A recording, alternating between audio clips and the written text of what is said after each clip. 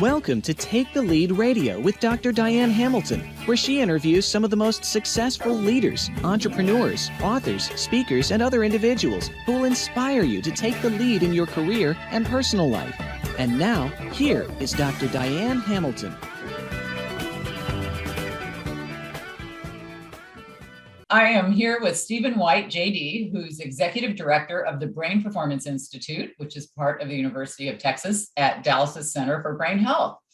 With over 15 years as an executive in commercial healthcare products and services, combined with experience as a commercial attorney and CPA, Steve joined the Brain Performance Institute to lead its commercial operations and help bring BPI's science-based innovations, technologies, and strategies to the public. It's so nice to have you here, Steve. Thank you, Diane. I hope you don't mind I call you Steve. That's good. My family calls me Stephen, but that's it. Oh, well, that's interesting because I've not thought about what to call you in quite a while. I think we haven't seen each other in a few years, and I hope you don't mind I tell a little of our backstory. Go ahead. It's Okay. a great small world story. We had gone to high school together, so this has been a while. And I don't know if I ever told you the story of how we actually connected, but a guy that used to drive me to school was your best friend. And he told me that you might be calling me to take me to the prom.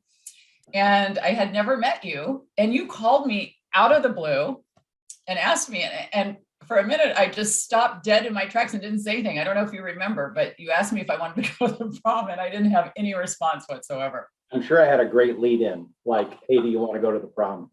Yeah, I think it was something really smooth. Yeah. But we went on one date to the prom and it was a lot of fun. You were the prom king and this super smart guy. Everybody knew, no one knew who I was, but you were very charming and we had a great time and I haven't seen you since. So it is amazing, isn't it? I mean, it's and then when you reached out on LinkedIn, it was really kind of epiphany because then I saw what you do and I thought our paths did not go in a straight line to where we landed. So it's an interesting parallel.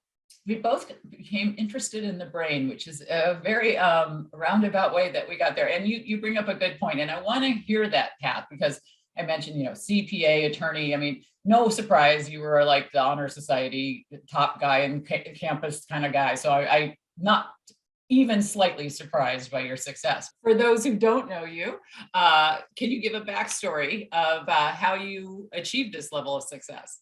Yeah, well, I can tell the path. You can decide how successful it was, but it was. So I came out of school. My dad died when I was in high school, so very young, and so I really didn't have a lot of guidance into where I wanted to go. I thought I wanted to be an architect. I had this weird math art brain.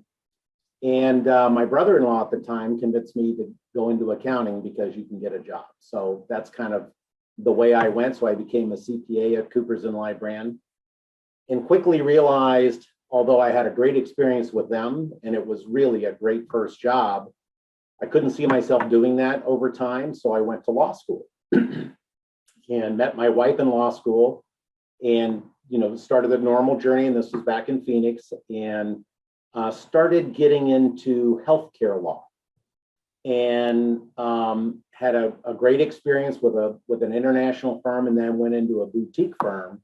And that's where I really started to dive into healthcare related issues. And it eventually encouraged me to get out of the practice of law and move to San Diego to start a healthcare finance company as their general counsel. So had my stint as a CPA, then as a litigator, and then as general counsel for this new healthcare finance company in San Diego. And a few iterations of that, the credit crisis really made it challenging for the company. So then I started getting into different kinds of healthcare technology and then just got out of the general counsel role and got into the commercial side of the business and learned a lot from my mentor at Aperio Technologies, which was a pioneer in digital pathology. When you think of pathology, you think of, doctors looking through a microscope and looking at glass slides. Well, it actually uses technology to take those slides and to be able to put them on the screen and subject them to algorithms and do predictive analytics and actually diagnose cancer from a computer. So it's really fascinating. And that was part of the Danaher set of operating companies. Danaher is one of the largest, most successful companies in the world. They just bought GE's life science practice a few years ago. And they had something called the Danaher Business System, which is all about using improved process to improve efficiency. Some people call it Kaizen. Some people call it lean. And I've taken those principles now and married those with brain health. We can talk about that down the road. But I realized, that really wasn't kind of where I wanted to land. I couldn't see myself retiring there, and then went into the sleep business, technology to promote sleep. And lo and behold, my daughter had already started playing soccer out here at college in Dallas, at the University of Texas at Dallas. I knew nothing about the school other than it was part of the UT system.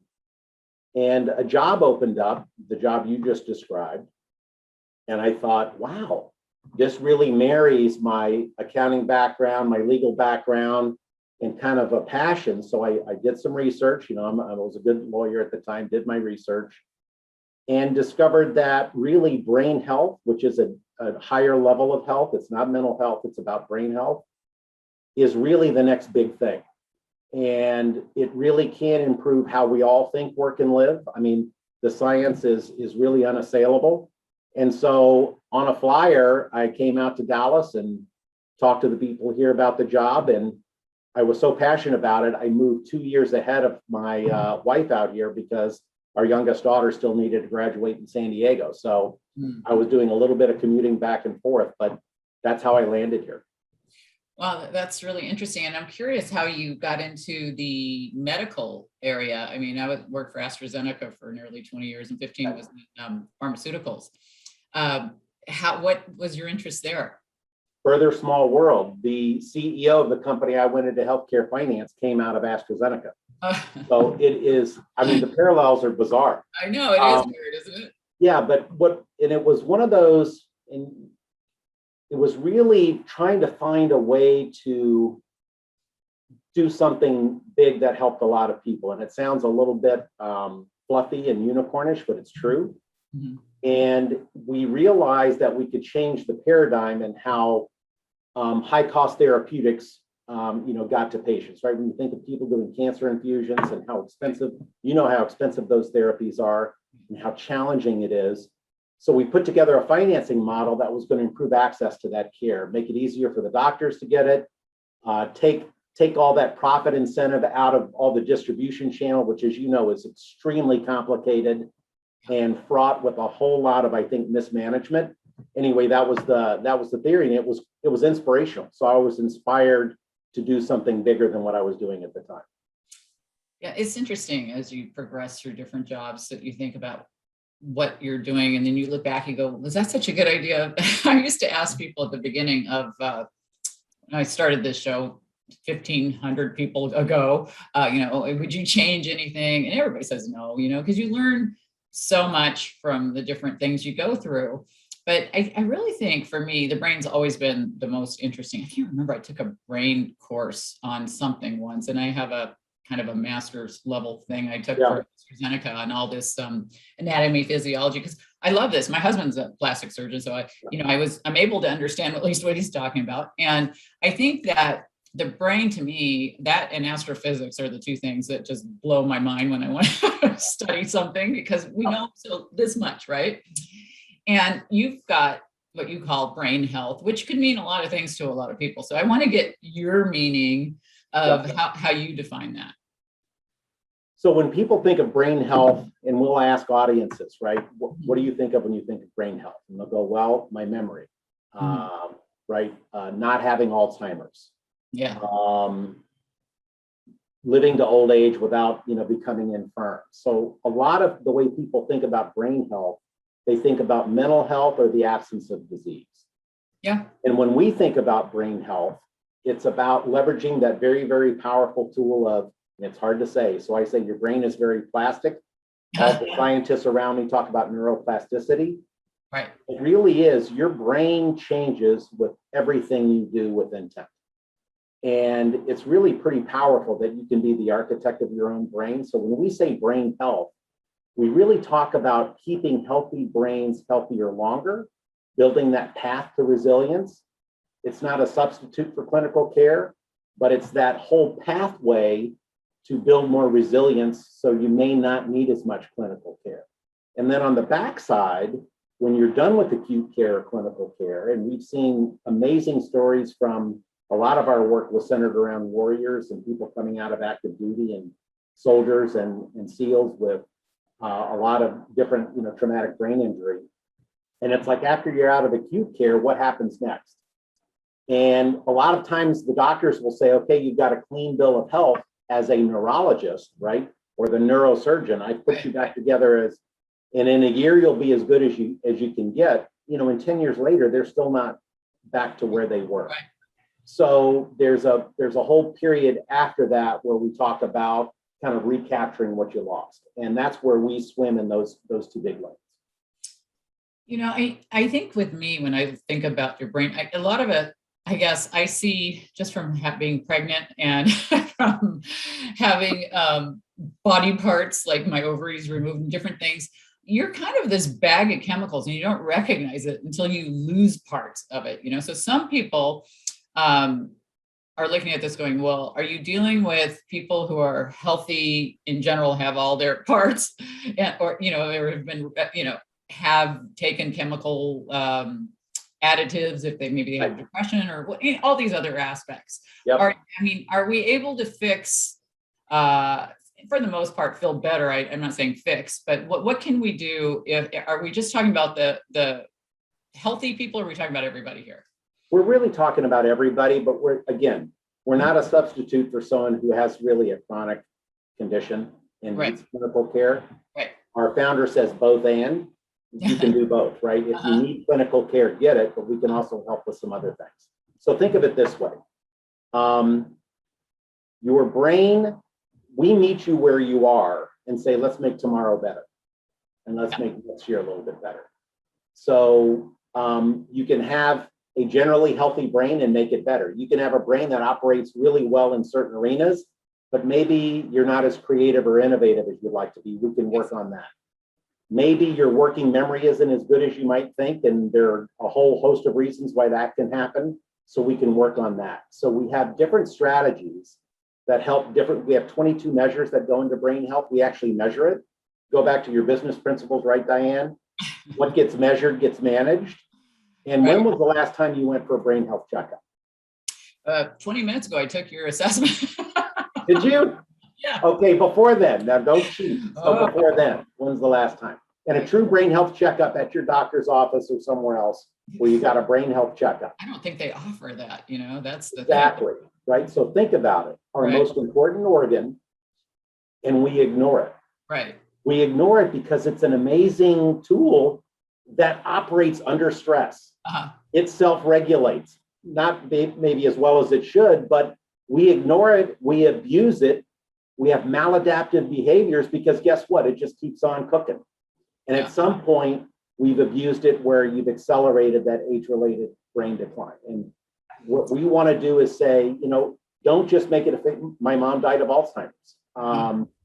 And so for a while, I really wasn't curious about my brain health, to use your word. And I read your book on a flight to and from San Antonio recently. And I think it was motivated by fear and some assumptions that were probably wrong. And what I learned since I've been here is you can actually do a lot with your brain that has nothing to do with medicine. Neurogenesis is real, and you can really be an architect. So it's not just about feeling better.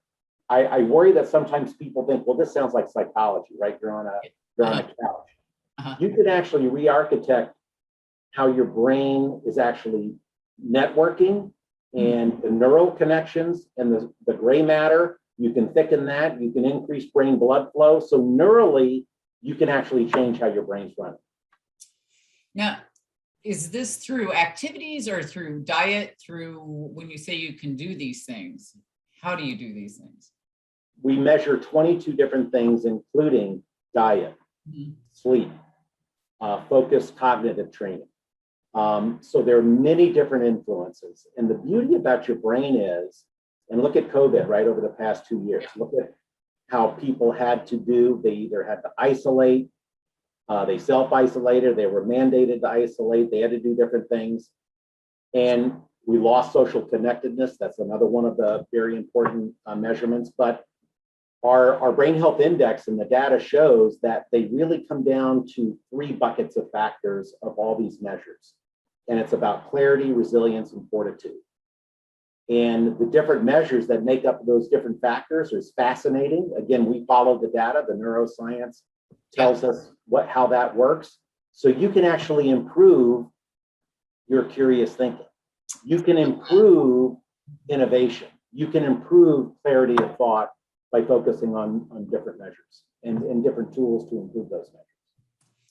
Yeah, it is an interesting discussion just because of my husband being an MD and my background. We talk a lot about food because I'm not the best eater. I don't like vegetables. Are you a good eater? No, I was raising my hand saying me neither. Oh, okay. Yeah, and I tend to do too many carbs, let's put it that way. And it's interesting though to see how much your diet does impact your brain. So I've always tried to do better. So in between my candy, I'll eat my good food, Yeah. I should get rid of all that stuff as I don't show what's on my desk. But I think that that's a bigger part of it that we really need to look at of how we're eating. And of course, we know we're really bad about how we're eating. But when I just took your assessment, I found it really interesting how bad I was at one part, which I'm not, well, I guess it wasn't surprising, but I already knew this. Yeah. I could read something and it's gone within 30 seconds, it's just. That's me too. Yeah. Really? Yeah. And it's interesting to me because I was never a big fan of going to school. I actually graduated from our high school early. I got out at 16 and I was done because I just hated being at school. So the fact that I ended up with a PhD is kind of hysterical to me because I didn't like going to school. I didn't like studying, but I wanted to learn. And for me, it's very hard to read something and then just say back what I just read. Now, what does that tell about me that I can't even tell you which cities they were just in a one-page document? I'm in that bucket too, and I learned a lot because then I talked with one of our clinicians because you can do follow-on brain health coaching, and we can do that remotely. And what she pointed out is, she goes, I'm really surprised that short-term memory wasn't better, given the strength of the other parts of your assessment. Yeah. And I said, you know what? I have no patience for short-term memory. I take in so much information. Yeah. And she goes, well, you're basically pruning the information intentionally. So I knew I wasn't going to score well on it because I have no patience for it. And she pointed out that, and as we get a little bit older, think of all the information we've taken in over time. Right. And your brain really can only take in so much information. So what really, table, right? Something's where your brain goes, your brain's going to go, and you talk about it. What are you really curious about? What are you interested in doing? If it's not interesting, I throw it in the trash. I don't even, people go, did you read my email? I go, maybe. If it's important, come talk to me, because I am not, I really don't reflect on yesterday's news. I just don't do it. Yeah. I mean, Miss Nelson's history class went right out the minute because I wasn't interested in history. Isn't that funny? Yeah, that one was rough. And I remember, actually, it's funny because in high school, I got my report card in her class, and I was in honors English, honors algebra, all these big classes where I got all these A's, and then I was barely getting a C- in her class. And she looked at me like she assumed I was this dumb blonde in her class, and she looked at these other, and she couldn't put it together. And for me, I think it's what you're interested in, and a lot of it's tough. And when I read that, it was kind of history stuff. I'm like, I'm in Miss Nelson's class and I'm out, Oh, you read one of those that was history related. And so you made a choice, I'm out. And that's, the beauty is, I've learned to excuse the little things that used to frustrate me, right? Yeah. In the old days, before I knew better, I would say, oh my God, I'm gonna end up like my mom, right? And it's like, no, I'm just making a choice that I really don't care about that information. So I'm not gonna I'm not passionate about it. It's not going to move the needle. Why do I care? And if I really need a small fact, I just jot it down because I don't want to waste my working memory. Because think about we're in an age, Diane, where with technology, we can take in massive amounts of information. And for the first time in history, studies show we're actually taking in more information than our brains can even process. So think about people you see, you go into meetings, they're on their computer just taking in every detail. Yeah. Right? They're just consuming information. Right. But they're not doing it with intent and curiosity. Yeah. And I'm repeating curiosity not to promote your book, but you hit on something really, really important, which is what's going to move the needle, where are you headed, ask yourself why, and it really helps you decide what information I'm going to just not try to take in, because we can't focus. We can't engage in deep thought by just taking in massive quantities of information. And again, this isn't just me talking. No, yeah. When I'm going to say these things, I'm surrounded by a bunch of neuroscientists. So I'm like George Costanza, right? I always wanted to pretend to be I want to pretend to be a neuroscientist, but I'm not one. But I retain what's interesting, and this is what the studies tell us. You know, I watched one of your other videos that I have to ask you about, because I grew up, I don't know if you knew this, but my dad was born legally blind. And he would play like books on tape, which were on albums this big back then. And he'd read the paper. He'd have the sports on the TV going. He'd have 17 things going at once, and he knew everything was all at once. And I watched your video about how bad it is to multitask. And I thought, I looked and I got 17 tabs open on my computer, and I go, yes. And that's the only way I get something done. So it's bad to multitask, but everybody's trying to get as fast and what I'm doing sometimes. Yep. Am I attention switching, or what am I doing something else, or is that multitasking? You are. So you're task switching, and your brain's really good at it. And when people practice it, so you form these habits, right? So over time, and believe me, it was on my CV. Mm-hmm. Excellent multitasker who works well in a chaotic environment. That was on my CV. I'd hire you because I like it. Yeah, it sounded good, right? Claim to fame. Yeah. There's a couple of simple exercises we show, and some of it's as simple as, right, tap your finger twice, pat your tummy, and then count 1. And then do something else with your left hand under a different thing. And then when you say, okay, now do both at the same time, you see these executives just go, it just locks them up. Uh-huh. So your brain switches very quickly from task to task. So when you have those 17 tabs open, if something requires cognitive engagement, you can only do one thing at a time. Right. Now, in nanoseconds, you might switch from one to another, but you're doing it at a high cognitive cost. So at the end of the day, if you've been multitasking all day long, you can do it, but that battery's drained at the end of the day. Are you your best self when you get home? Now listen, and I was talking to an MBA class at SMU just before COVID hit. I said, this isn't all about rainbows and hammocks and just, drinking a pina colada through school, because there are times when you have to burn the midnight oil. There are times where you just need to grind through it. My only advice to them was make that the exception rather than the rule. And if you build resilience with those better habits, take those brain breaks, focus on those cognitively challenging things in 45-minute chunks, and your brain will thank you later. You'll actually, again, Diane, let's say you've got a big project to do, and your brain says, okay, that's going to take me 2 or 3 hours to get done. How long do you think it takes you to get that project done?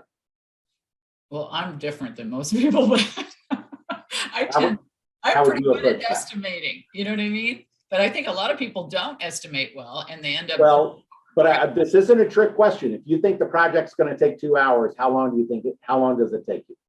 If I think it's going to take 2 hours, it takes less than 2 hours. But for most people, I'd say it takes more. But that's good. And so what we train is, listen, we're not saying don't work for 2, 4, 6, 8 hours. When you have a cognitively challenging task, take 45 minutes. Oh, okay. Get rid of distractions, focus on that really deep thought need for 45 minutes, and then take that brain break. And it's a little bit like physical training. There's, I'm now Mr. Analogy. Everything's an analogy to me because the way I think now. But it really is. It's kind of like training for a marathon, training for sprinting. You do a little bit of both. And your brain loves that. Your brain likes a little bit of change in routine. And if you focus on that 45 minutes on 2 big tasks a day that are cognitive load tasks, by the end of the day, you're going to reflect and see how much more you got done. And it's proven true in the way I operate. Well, it's interesting. Until a year ago when I bought my Labrador puppy, my husband and I had this joke, like he would leave the house at 6 a.m. and I work out of the home and I teach for multiple universities and all my different companies. And then he'd come back at 6 p.m. And sometimes I hadn't moved, And so I'd go, "Are you home already?" Like kind of thing. Cause I hadn't moved the whole time he was gone. Yeah. And sometimes he'll go out the door at 6 in the morning and come right back in with something. And he'll go, "I'm home," cause I wouldn't notice the difference. 10 minutes, 10 hours. Not, Yeah. Well, and again, being in the flow is fine. Frankly, we kind of like that. And that's kind of when I get into a flow, like I'm writing a book right now. And sometimes it just kind of, as the words just kind of come. Yeah. Other times they don't. Right. What we're saying is, and again, it's not working hard and not working long hours because we sometimes just need to do it, but just take those breaks. Every now and then take a break, resist the urge to sit there for 2 hours, 4 hours at a time. And over time, your brain's going to reward you because it is more efficient. It'll work more efficiently. You can be more innovative. It improves all those factors I talked to you about, 22 different measures. They all get better. So let's talk about your working memory. One thing you'll see is our cognitive training, which is not meant to improve working memory, and it's not meant to improve happiness. But when we've seen people are working better cognitively, when their brain's working more efficiently, guess what? They're less depressed. Right. They're less stressed. They're happier. And guess what? Their working memory improves. So there is this halo effect, this broad benefit to just having your brain run better. Well, okay, so I took this assessment, which was free, which I liked. I wasn't expecting that. And but I forgot this is research and this is great. Yeah. Because I write assessments. I created mine for curiosity and one for perception and all these different assessments. So I know the joy of how hard that is. Yep. And so I, of course, I'm looking at it from that perspective as I was taking it, but it was really well constructed and very interesting to me. But since I took it this morning, I don't know, do you send results to me or do I just go into a database somewhere and what happens after people take your assessment?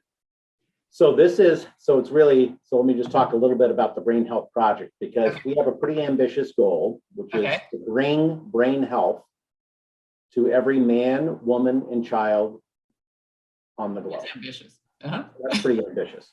We got to start somewhere. So we're starting here. We're starting here in Texas. But just so you know, in the project, we have people from all 50 states and 32 different countries participating in the project. And last month alone, we signed up 2,000 new participants. So thank you for being one of those new participants. It was really interesting. I hope. Yeah, so it's unlike research like you're used to at AstraZeneca. Think of pharma research. That research can be locked down for 3, 5, 10 years. Yeah. And all this stuff happens kind of behind in these black ops rooms, right? This is truly interventional research. So we're learning as we go. And this research is different because what we're doing is we're taking what we're learning as we go, improving the platform, simplifying the assessment, simplifying the engagement side on the back end, all while we gather data. And we're going to be having parallel technologies and strategies that come out of the research, and we'll spawn those off and license those to other people who want to go get rich doing it. That's fine. That's licensing out of a university. That's what they do. But this research engine is going to continue to run. So currently it is free. That may change because as we learn more about the benefits people enjoy as we scale, because what we needed to prove is that our training is effective at scale. Right. We were really good at training people in groups of 20 and 40 people. We That's bring like- them in right here to the Center for Brain Health in Dallas, and they go away and feel great. But we didn't have really a way to sustain it and to nudge them. And I like your Daniel Pink reference in your book. Nudging's very, very important because we all fall off the bandwagon, right? We all fall off. So we just help you get back on. And so it's nudging you in the right direction. So you'll get a follow-up, you'll get an opportunity to have a coaching call. They'll say your results are ready. So, and then you can have a remote coaching call with one of our clinicians, and they'll go over the results with you. Eventually, we're going to automate some of that reporting. Mm-hmm. And then you'll develop your own strategies. What do you want to work on? And it becomes, we're not going to tell you what to do. We're going to talk to you about what you want to do. And then you start taking these strategies and weaving them into your everyday life. You know, it's a really interesting process to create an assessment. You know, when I got my PhD, my research was on emotional intelligence and its impact on sales performance. So that got me very interested in emotional intelligence tests. And that's why it was wonderful having Daniel Goldman on the show and some others that, you know, have really focused on that. But when I started to study curiosity, I was very interested in finding the assessment that went along with it. And all the assessments told you is if you had high or low levels. Right. I'm like, where's the one that tells you what's stopping you? And so that's why I had to create that. And as I created it, I recognized this is really challenging. I hired all these psychometric, you know, statisticians, and I wasn't with doing statistics myself, but I ended up having to teach myself factor analysis and go back and do, because they weren't doing what I wanted to have done. And I was looking at how you guys had created this.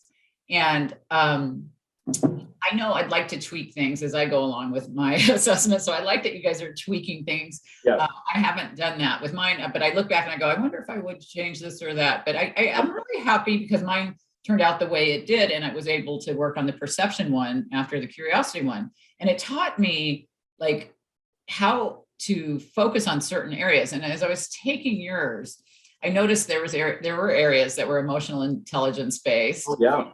Yeah, but the wording was, you know, red flag to me, but probably not to other people who didn't.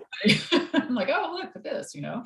So, but like with perception, we had IQ, EQ, CQ for curiosity, and CQ for cultural quotients. Yep. What aspects of those are in yours, and what other ones do you think are in there?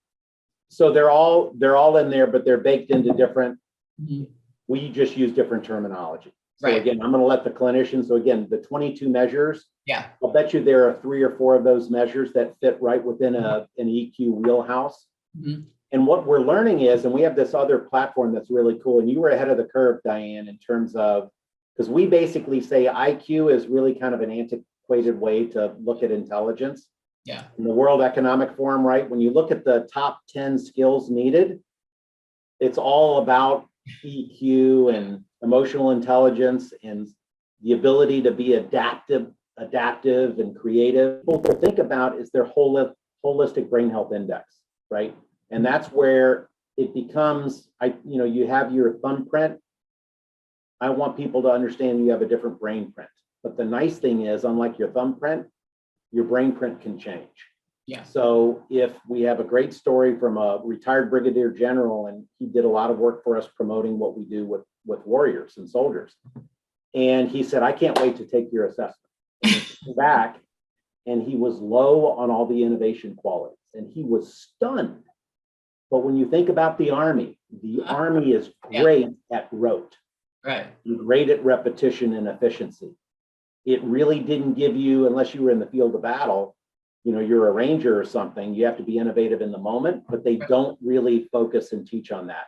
So he was able to really improve on the innovation as a retired general who has been remarkably successful. Yeah. But it just goes to show you your brain is plastic and you can change I took a DISC assessment when I was at the Danaher company. Oh, what are you? What do you think? I imagine D. Heavy D with a little bit of I. That's me. But let me tell you how that's changed me since I've been here. So that's kind of a label, right? So I'm heavy D, so it tells me how I think, and it tells other people how I think so they know how to deal with me. What I didn't do at the time was challenge myself to be less heavy D. And what we've taught using our own tools and strategies, rather, I resist the urge when someone comes into my office I resist the urge to just give them the answer. I Right. resist the urge to exercise that dominance and try to empower them to resolve their own issue, right? Because people are typically coming into my office for hey, we're kind of stuck, or I'm stuck, what do we do? Yeah. And it's really empowering to know I've now learned to put my foot, pump those brakes a little bit, take a breath, and let that happen. Now, I have my opinion, but with intent, I'm able to put a little bit of a governor on it. You know, it's interesting. I worked in a company as a loan officer, account executive for a subprime mortgage a long time ago. There you go. That they made us take a personality test and post them on our cubicles.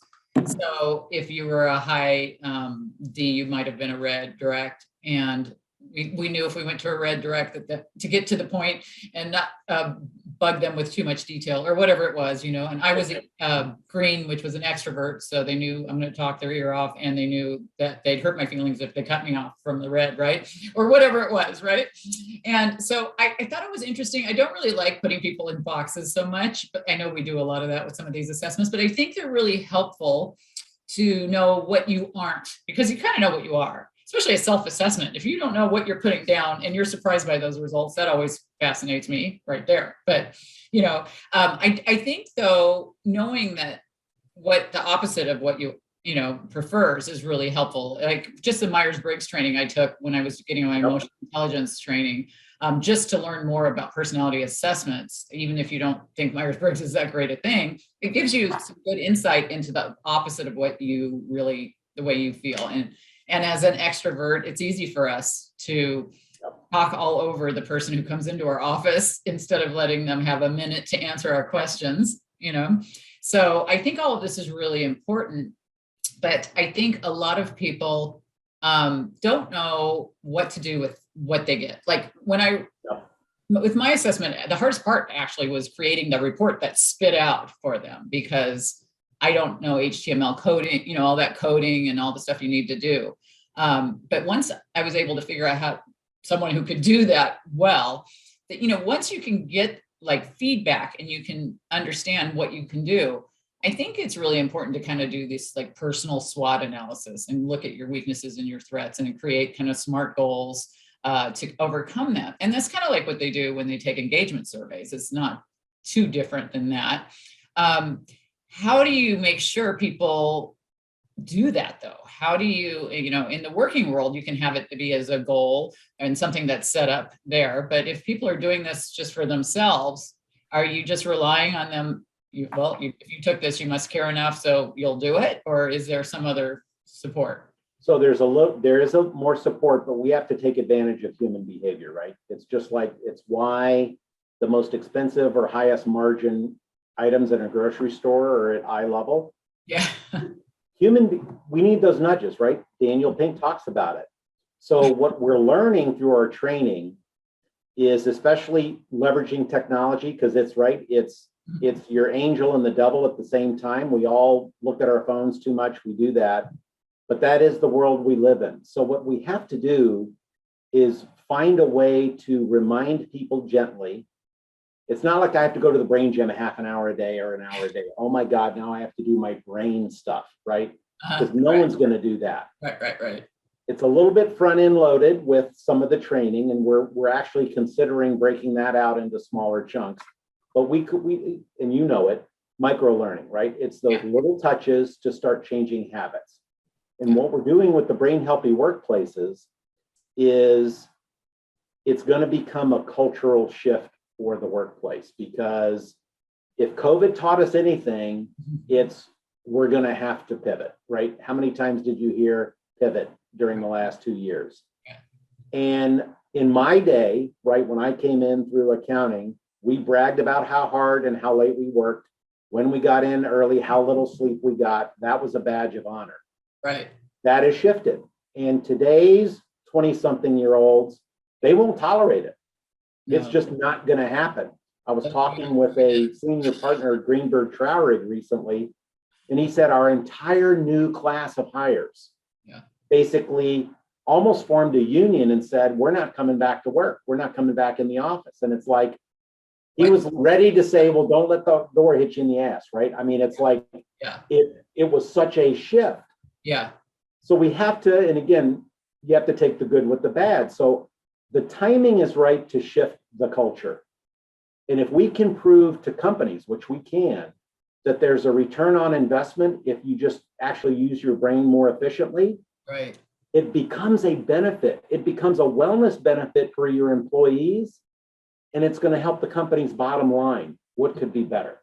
Yeah. Yeah. So that's the journey we're on now, Diane, is really working with companies, and we have some early brain health champions. We have an MBA team that we're working with, not the players, just the front office. And we're trying to develop those stories that we can tell. We know what it does for you neurally, but that's a yawner for most people. Hey, your white matter integrity is better.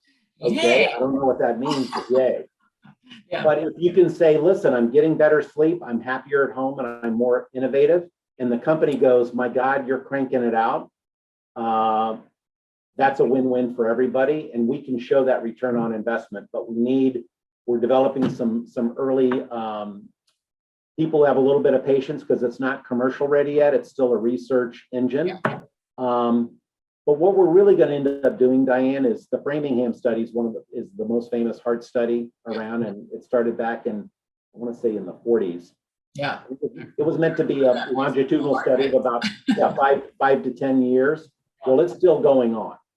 Wow. And what we're gonna do for the brain has already been done for the heart, right? We're living longer. We've doubled our lifespan essentially in the past century.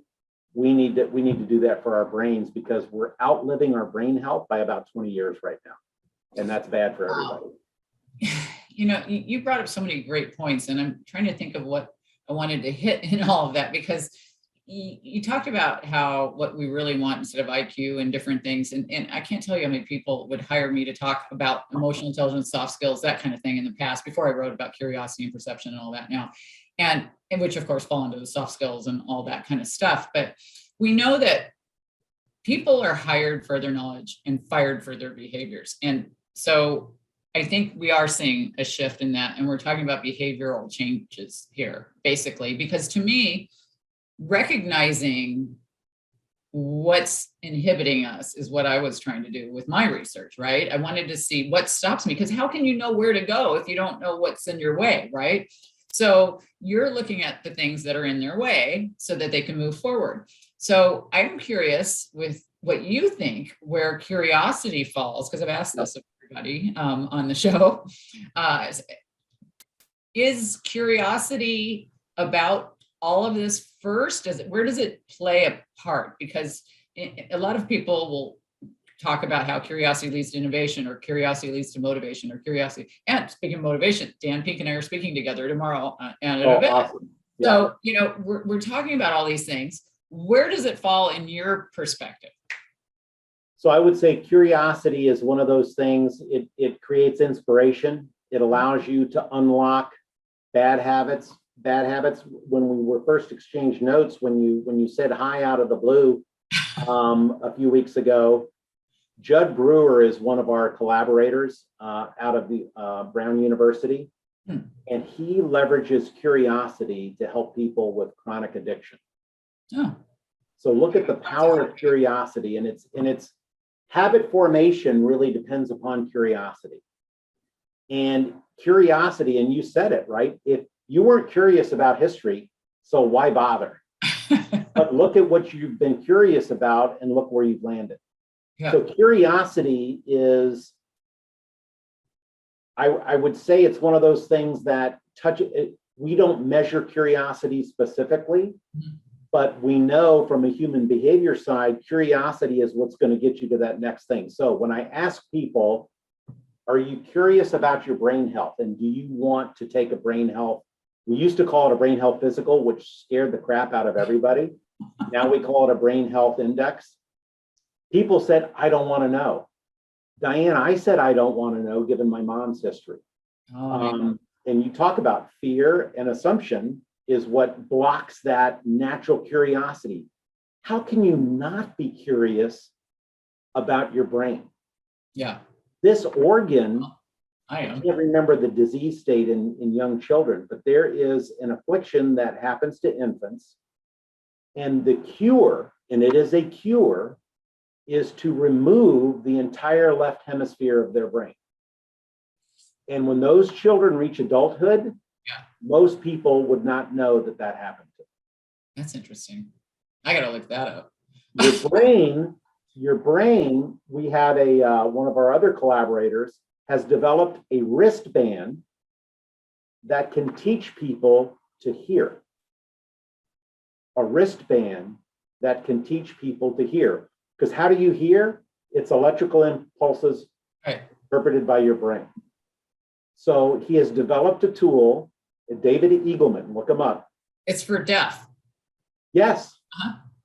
Huh. And it teaches you to hear. Because your brain, look outside. I'm looking outside now, outside my window. Your brain doesn't see light. Your brain is a black box that literally operates in the dark. Yeah. We take it for granted when we look outside that we're seeing light. We're not. Your brain's just interpreting electrical impulses. Does it do that for sight too? Just because my dad, I'm curious, are they? No, and I have not seen anything, but if you talk to Dr. Eagleman, he would say that would be the next big thing we'd love to conquer. But no, I don't, because of that very reason. But the brain is so powerful that people are scared about what they don't know. I was basically thought, if I'm going to get Alzheimer's, I'd rather just not know until it happens. But I know now with brain training, I can't say I can cure Alzheimer's, but guess what? I can give myself a better chance to not get it. Are you able to tell from your results if you're headed that way? No, and we don't try to be predictive. Again, it's not a clinical tool. All we know is I know the areas that are working better, right? Mm-hmm. So my working memory has gotten better, although I don't really try to work on that. I can tell you I'm more innovative. I can tell you I'm less reactive. Mm-hmm. I can also tell you that I overtly take negativity and just throw it in the trash can. I literally, and it's frustrating to my wife sometimes because she'll be like, well, you act like you don't care about that anymore. I'm like, well, I cared at the time, but it's in the rearview mirror. And the Dalai Lama said it, right? Why would you let stress dictate? Because either you can do something about it, so do it. And if you can't do something about it, why worry about it? And it sounds simple, but it's pretty powerful. I know some of those things sound great, like don't sweat the small stuff, but it's hard to do that sometimes for people. It is, and it again, like I said, there's no magic wand here, and sometimes the small stuff still gets to me. It just, you can get a little bit better at it. And that's why, so when I think about the title of my book is going to be Kaizen for Your Brain. Oh. And it's leveraging those principles of continuous improvement and applying it to your most important asset and the most complicated process in your body, which is your brain. Is that this year or next year coming out? It's going to be next year, probably. I've got too much, given how productive I am on the weekends with my book, it's going to be next year. And all that multitasking you're not doing, right? I'm curious on one other thing that you guys, I know you do certifications and all this coaching and training. I saw the warrior training, which was interesting to me because I've had Navy SEALs on, Mark Divine and others on my show. But I think what interested me the most, just because I do a podcast with Dr. Gilda, who is famous from the Sally Jesse, Raphael, and all the different shows. She's done so much media that we talk a lot about media and how to speak and all this stuff. And you do charisma coaching. Now, that's interesting. Now, is this something completely separate from this, or is this part of what you do? So let me tell you the initial audience for charisma, and there's application beyond it. And it's funny, I'm telling you, I don't know if it's divine intervention or just karma or whatever. So we had our advisory board meeting last night, and our charisma team presented an update to the advisory board. So it's just really funny how things line up. So charisma was initially developed using our strategies are called SMART strategies, strategic memory, advanced reasoning training. And it's based on these cognitive neuroscience principles that have come out of about 25 years of focused research.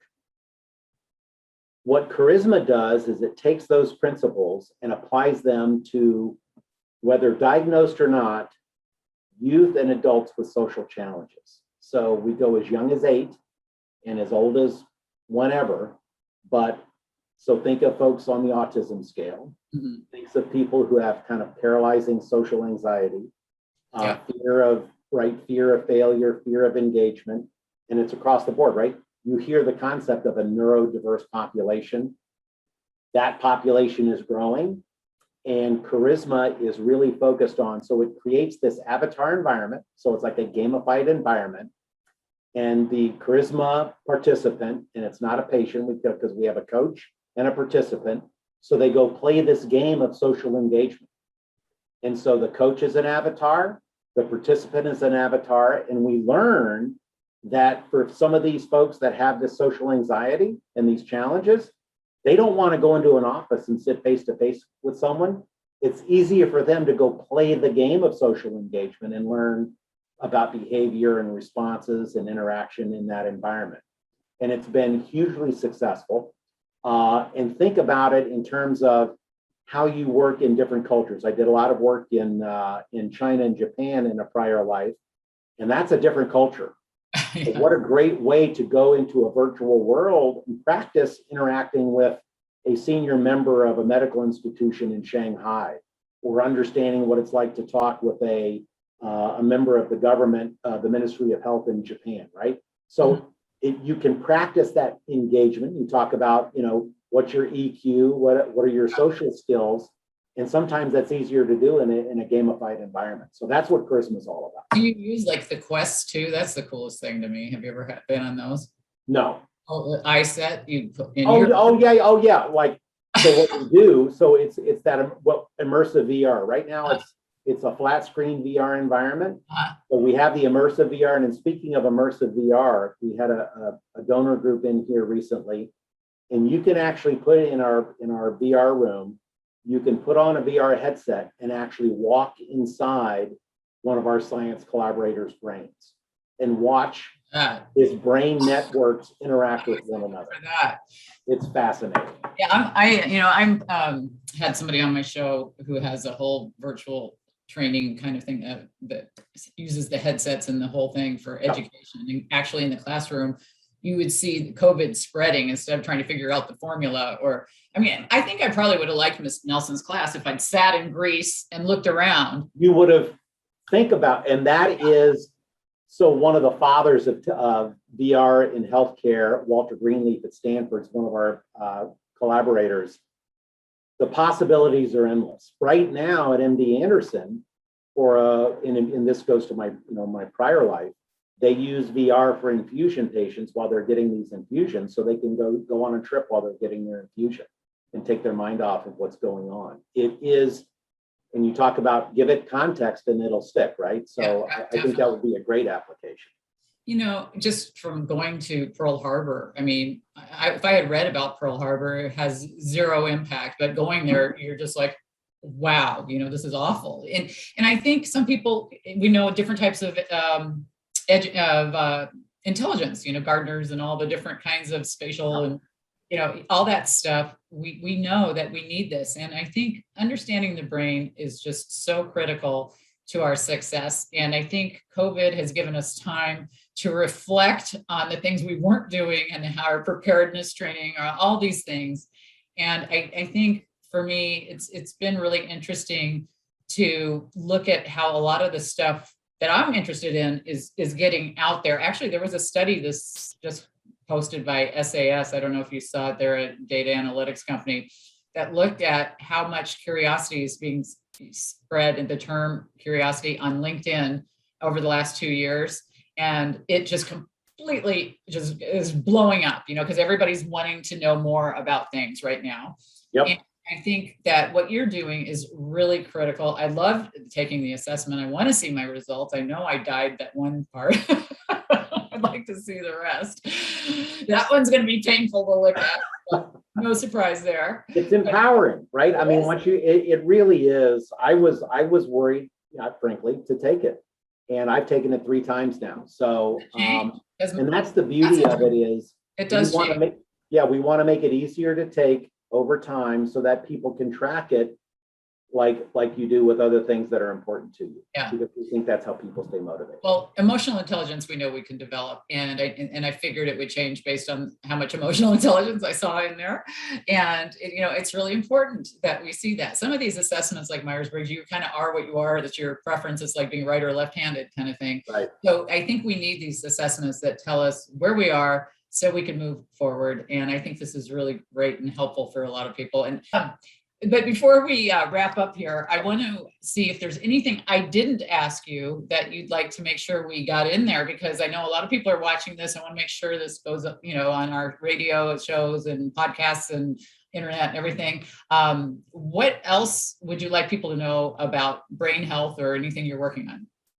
Yeah, I'll use this time for a little bit of a plug, right? So we are a non-for-profit, right? So I didn't come here to get rich and retire. I came here to make a difference. And I would just ask people to develop a curiosity about brain health. Brain health is different than mental health. Don't make assumptions about your own brain health, and just go on the website and look around. Join the Brain Health Project like you did and help us out. And if it strikes a chord with you, help be an evangelist for us, right? So you talked about it, sparking that curiosity, because we want to build a revolution. We're never going to be the Amazon of brain health. We don't want to be. What we want to do is change the discussion. So on LinkedIn, we want brain health to be a thing. We want it to change the culture. It's very, very powerful. So I just want to thank you for letting me come into this slot and share our story. And thanks for reaching out. I mean, it was I think our exchange was, I think you said, is this Saguaro High Steve? And I think my response was, oh my God, yes, is this Saguaro High Diane? I think it was, so that's been how long? So thanks for reaching out. I'm so glad you did. 3 years, I think, maybe. Yeah. So yeah, I really appreciate this, Steve. When you popped up on my LinkedIn as a potential to connect, I'm like, wait a minute, he looks familiar. Yeah. That's very kind of you. You've gone to the fountain of youth. Age has caught up with me, but that's about it. That's so funny, though. I was really excited to see what you were working on. I thought, oh, I gotta have him on the show. This is going to be great, and it was. Thank you so much for doing the show. And we will be back right after this message.